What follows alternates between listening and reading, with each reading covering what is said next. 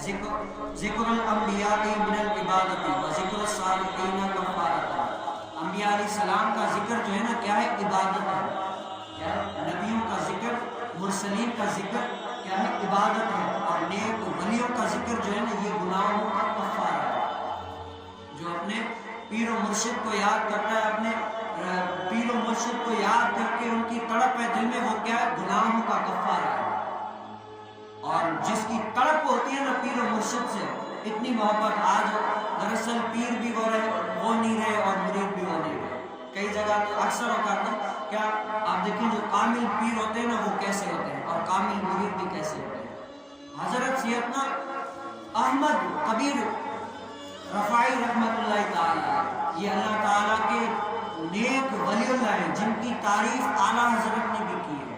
ایسے ولی اللہ ہیں سید احمد کبیر رفاعی رحمۃ اللہ تعالی، ایک دن کیا اپنے مریدوں کے ساتھ بیٹھے ہوئے اور ایسے مجذوب ہیں جو اللہ کے ذکر میں جانے غافل ہو کر کھو جاتے ہیں کہ بس وہ دیکھیں کیا ہزار جام تصدق ہزار میں خانے، ہزار جام تصدق ہزار میں خانے، نگاہ یار کی مستی شراب کون کیا جانے۔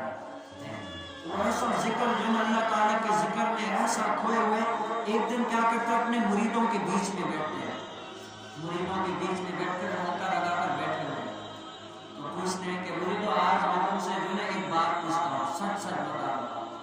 تو مرید پیر، حالانکہ پیر تو وہ ہے اور مرید وہ ہے جو اپنے پیر سے کبھی بھی جھوٹ نہ بولے، جو بولے سچ بولے۔ تو کیا وہ سید احمد کبیر رفاعی رحمۃ اللہ تعالی پوچھتے ہیں کہ اے مریدوں بتاؤ آج جو ہے نا تم سچ یہ بتانا مجھے کہ بتاؤ تم کو جو ہے نا مجھ میں ایسی کون سی جو ہے نا برائی نظر آتی ہے، وہ آج تم بتاؤ۔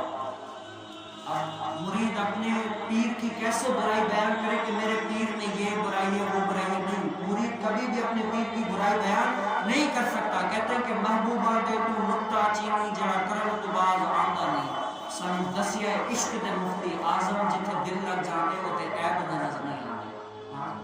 اور پیر سے محبت جو ہے نا یہ دل والا کنیکشن ہوتا ہے، اس سے محبت کبھی بھی اس کی طرف برائی کا جو ہے نا وہ گمان ہی نہیں ہوتا۔ اور ہر مرید کا یہی ہوتا ہے کہ میرا پیر جیسا جو ہے نا کوئی پیر نہیں ہے، میرا پیر جیسا کوئی جو ہے نا پیر بھی نہیں ہے، میرا پیر ایسا ہے کہ ایسا کوئی دنیا میں پیر ہی نہیں ہے۔ جگدا مرشد ملیا بارو چھٹے سب غم ہزارہ، میں نہیں وہاں میرا مرشد اچا اچیاں شانہ لائی، میرا پیر مرید آتے سرنا ہوتے۔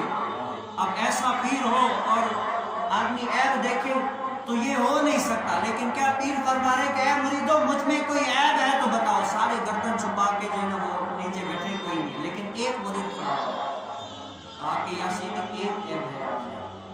اب سارے اس کی طرف غصے سے دیکھ رہے لیکن کیا وہ کھڑے ہوتے ہی رونے لگے، کہا کہ یا سیدی آپ میں ایک عیب ہے۔ اب سارے حیران ہو گئے، پیر بھی حیران ہو گیا۔ پیر نے کہا اس کو کوئی کچھ نہیں کہہ رہا، میں نے کہا ہے۔ اور پیر کی جو ہے نا الحکم فوق الادب، حکم جو ہے نا ادب سے بڑھ کر ہے۔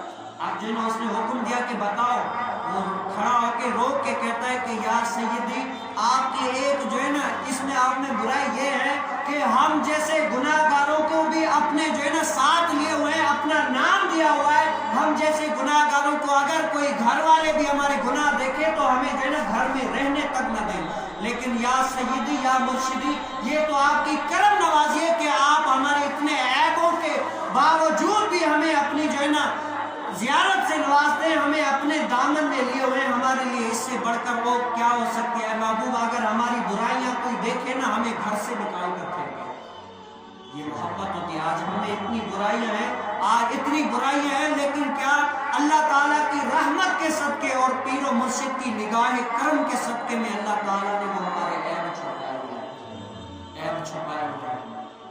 اگر ہمارے عیب کسی کو دکھ جائے نا ہم کسی کو منہ دکھانے کے لائق نہیں ہیں۔ ہم ایسے گناہ گار ہیں کہ رات اٹھیں تب گناہ، ہر بات میں جو ہے نا کوئی ایسا دن ہی نہیں ہے، کوئی ایسی جگہ نہیں ہے کہ ہم نے گناہ نہ کیا ہو۔ لیکن کیا یہ اللہ تبارک و تعالیٰ کی ہم پر رحمت اور پیر و مرشد کی نگاہ کرم ہے کہ ان کے صدقے میں جو ہے بات بن گئی، میری بات بن گئی ہے، آقا تیری بات کر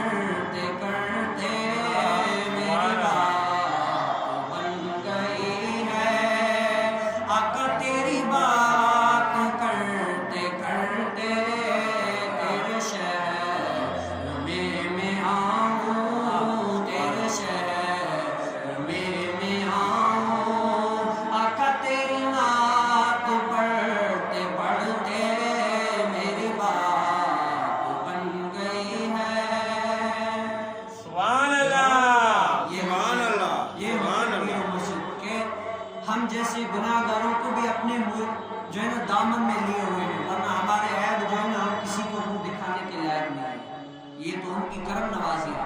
اور حضور علیہ السلام پر کثرت سے اللہ تعالیٰ کو اپنے محبوب علیہ السلام کو